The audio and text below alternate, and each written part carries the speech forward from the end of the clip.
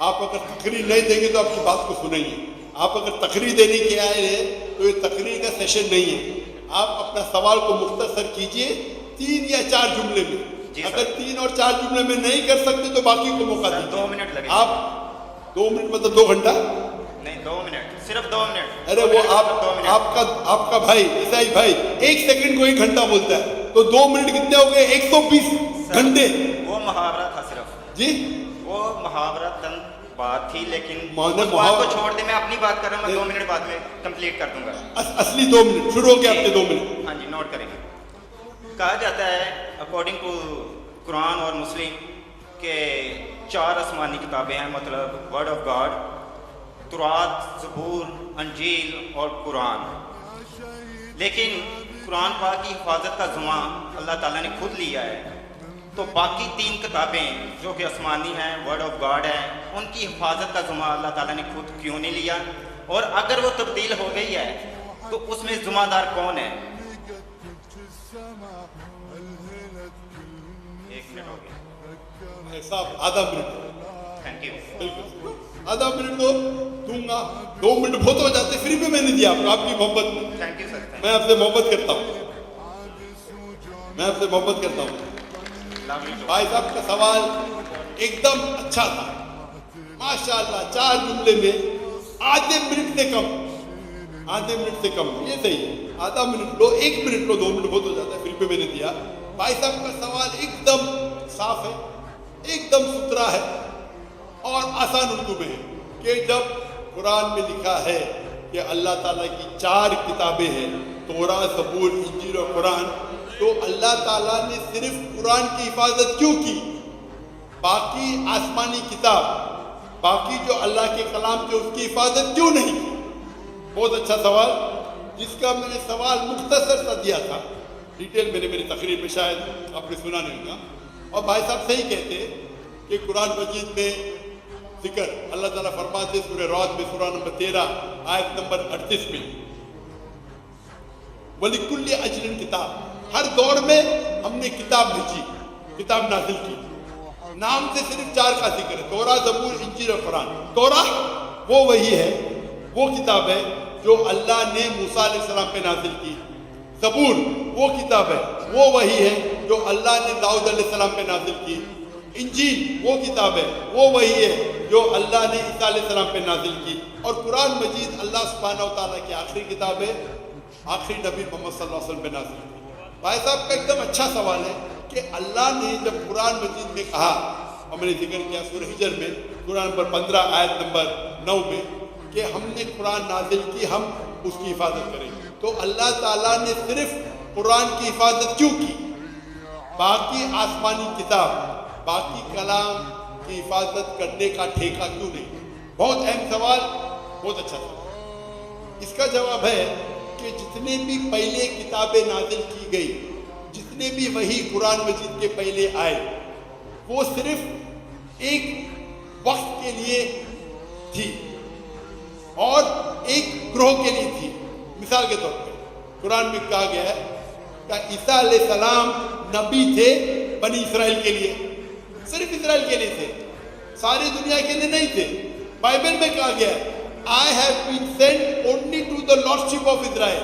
عیسیٰ علیہ السلام کہتے ہیں ریڈ لیٹر بائبل میں، گاسپل میں، I have been sent only to the lordship of Israel. میں صرف بھیجا گیا ہوں جو بنی اسرائیل ہے، جو بھٹکے ہوئے. یعنی بائبل میں بھی کہا گیا ہے کہ عیسیٰ علیہ السلام بھیجے گئے تھے صرف بنی اسرائیل کے لیے. قرآن مجید میں بھی کہا گیا ہے کہ عیسیٰ علیہ السلام بھیجے گئے تھے صرف بنی اسرائیل کے لیے، وہ عربوں کے لیے نہیں بھیجے گئے تھے. اور عیسیٰ علیہ السلام خود کہتے ہیں قرآن میں اور بائبل میں. عیسیٰ علیہ السلام فرماتے ہیں، قرآن میں پہلے کہوں گا سورہ صف میں، سورہ نمبر 61 آیت نمبر 6 میں، For Jesus Christ says, there will be a messenger to come by the name of Ahmad. عیسیٰ علیہ السلام فرماتے قرآن مجید میں ایک پیغمبر آئیں گے جو آپ کو کہیں گے، اس کا نام ہے احمد.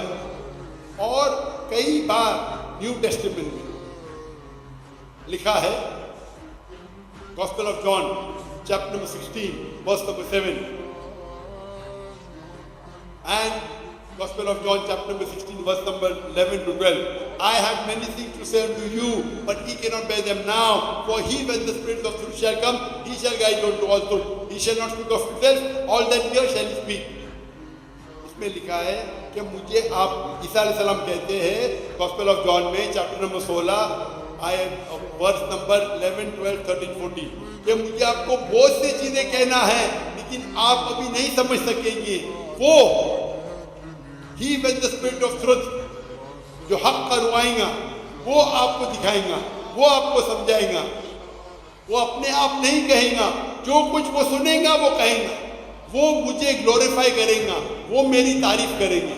ये जो gospel of John chapter number 16 verse number 11 से 14 है, ये ईसा अलैहिस्सलाम पेशेंट को ही कर रहे मोहम्मद सल्लल्लाहु अलैहि वसल्लम और कह रहे कि मुझे आपको बहुत कुछ कहना है, आप अभी समझ नहीं पाएंगे।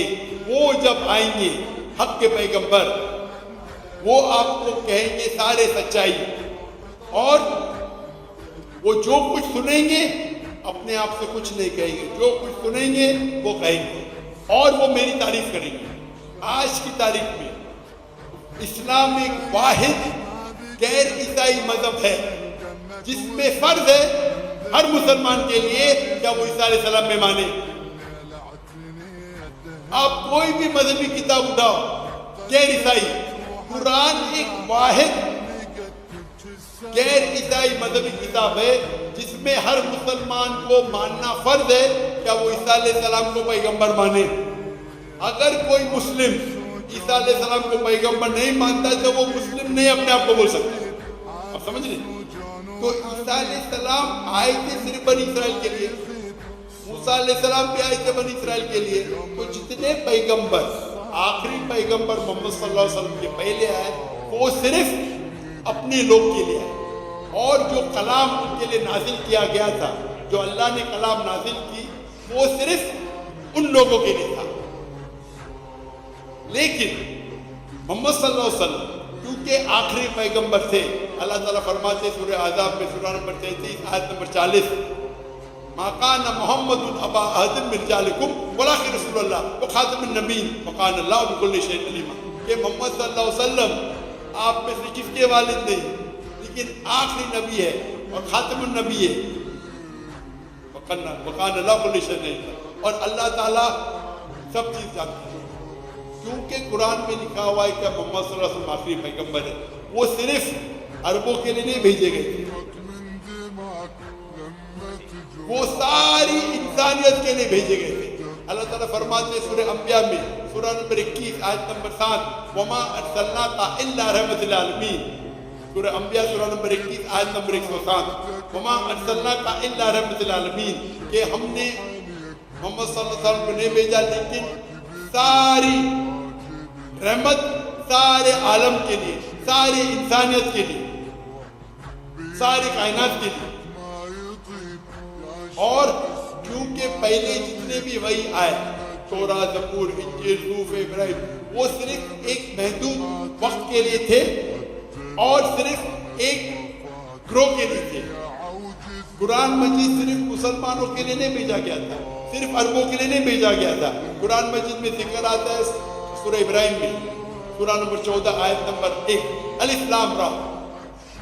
हमने कुरान भेजा ताकि मोहम्मद सल्लल्लाहु अलैहि वसल्लम इंसानियत को अंधेरे से रोशनी मिला। कुरान मजीद में जिक्र आता है सूरह इब्राहिम में सूरह नंबर 14 आयत number 52 52 Here is the message for mankind. Let them know there is one God. Let them know. Let the men of understanding take heed. आप ये समझ लो सारे इंसानियत के लिए कुरान मजीद है और वो जान ले कि एक ये अल्लाह है। कुरान में लिखा है सूरह बकरा में सूरह नंबर 2 आयत number 185 Ramzan was the month in which the Quran was revealed. Ramzan वो महीना था जिसमें कुरान नाजिल हुआ। सारी इंसानियत के लिए हिदायत और हक और बातिल के दरमियान फैसला करने की। कुरान में जिक्र आता है सूरह ज़ुमर में सूरह नंबर 39 आयत नंबर 41 कि कुरान मजीद अल्लाह ने नाजिल किए मोहम्मद सल्लल्लाहु अलैहि वसल्लम पे ताकि वो इंसानियत को हिदायत दे, सिर्फ मुसलमान को नहीं, सिर्फ अरबों को नहीं, क्योंकि कुरान मजीद अल्लाह का आखिरी कलाम है, उसके बाद कोई और कलाम नहीं आएगा। अल्लाह सुब्हानहू व तआला ने बाकी जितने किताब आए उनको महफूज रखना सही नहीं समझा और लॉजिकल है। हम जब जाते हैं, हम जब पढ़ते हैं, हम जब तहकीक करते हैं साइंस में, तो साइंस के अंदर आप जब पढ़ाई करते हैं तो आप लेटेस्ट एडिशन की किताब पढ़ेंगे या पुरानी किताब? पुरानी किताब में हो सकता है गलतियां है, हो सकता है गलती नहीं है, हो सकता है इनकम्प्लीट है। आप कौन सी किताब पढ़ेंगे? Latest edition. तो कुरान मजीद अल्लाह सुब्हानहू व तआला का आखिरी कलाम है इंसानियत के लिए, और अल्लाह ताला ने इसके अंदर सारे इंसानियत के हल